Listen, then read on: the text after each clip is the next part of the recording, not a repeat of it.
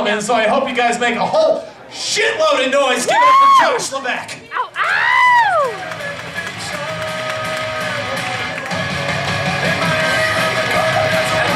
And that's how you start the best set of the night, is tripping on the fucking stage. Oh my god, I'm the coolest guy in the building right now. If I had fucking taken out a couple of my own teeth, I would be like headliner status. Holy shit. Alright, well now that I have your attention, let me try and be funny.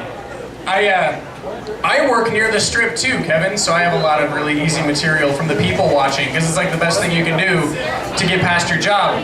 I saw a guy recently walking past the shop that I work at. He was wearing just ridiculous overpriced shoes, those like True Religion jeans with the crazy embroidery all over the ass and down the legs to make them look way more important than just regular jeans. An Affliction t-shirt, it's like 17 different shades of gray with the fleur-de-lis and the ridiculous writing. And then to cap it off, he had an Ed Hardy trucker hat. It was all bedazzled and shit. Just so from head to toe, I'm thinking I might be looking at the biggest douchebag on planet Earth right now. I might. And then he kind of looked to the side and I noticed that he had a Bluetooth earpiece in. And I was like, yep, I am looking at the biggest douchebag on Earth right now. How long is it going to take for those things to lose their popularity among that group of people? Like, I'm just sick of seeing them. I understand if you're driving and you need to keep your hands on the wheel and concentrate, like a hands-free headset makes sense. But when you're meandering through the food court, like, you're not on the Starship Enterprise, Captain Jackass. You look fucking retarded. You look retarded. And it's shit like, I really don't get it, because it's like, that's one end of the spectrum, because they get really rude with it too. Like they always act super like offended when you don't understand why they're doing it. I had a guy come up to me and he's like, well, I don't know, bro, what do you think I should do? And I was like, I don't know what you're fucking talking about. And he's like, no, I'm on the phone. I was like, oh, maybe I would know that if you were holding a fucking phone to your head, you lazy prick. Like, these are the same people that put their kids on leashes and shit. Like, it's not that hard.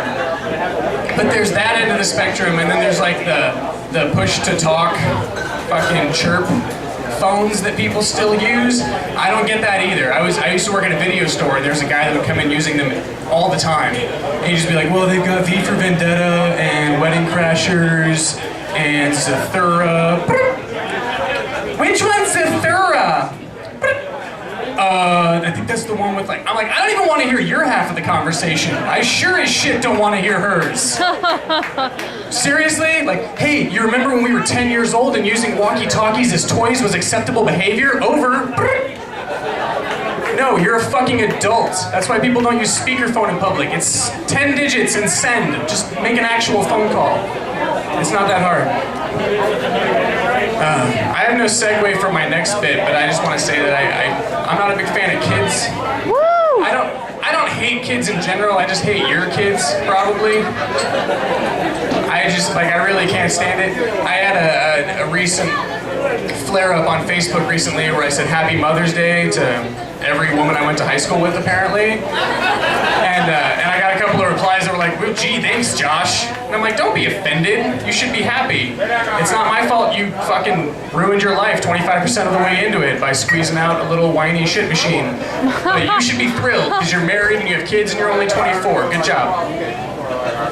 But they all got offended. And I'm like, that's just how I feel about kids. Like the people who don't understand the whole population crisis really bother me. There are tons of kids waiting to be adopted right now, and they're just like, oh, it's not the same when it's got to be your own. You've got to have your own kid. It's got to come from your own DNA. And I'm like, no, I get it. That's fine, you selfish fucks.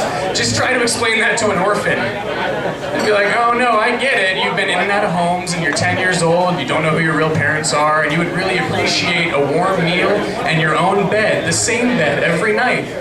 But I didn't push you out of my vagina, so I'll never be able to love you like that. It's just not gonna work out.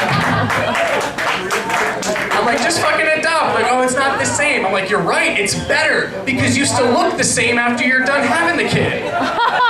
You get to shop around, you get to pick. That's less ugly babies in the world. There's a lot of fucking ugly babies in the world. I'm not the only one who thinks this, so don't judge me.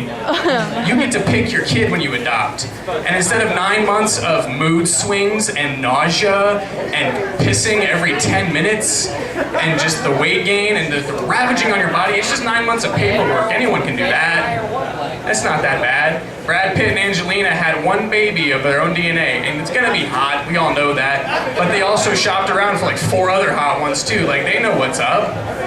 You should do it. I should have closed when I got all the laughs like 10 minutes ago, but I'm done now. Or that'll work too, awesome, all right. Kevin Winnie, everybody.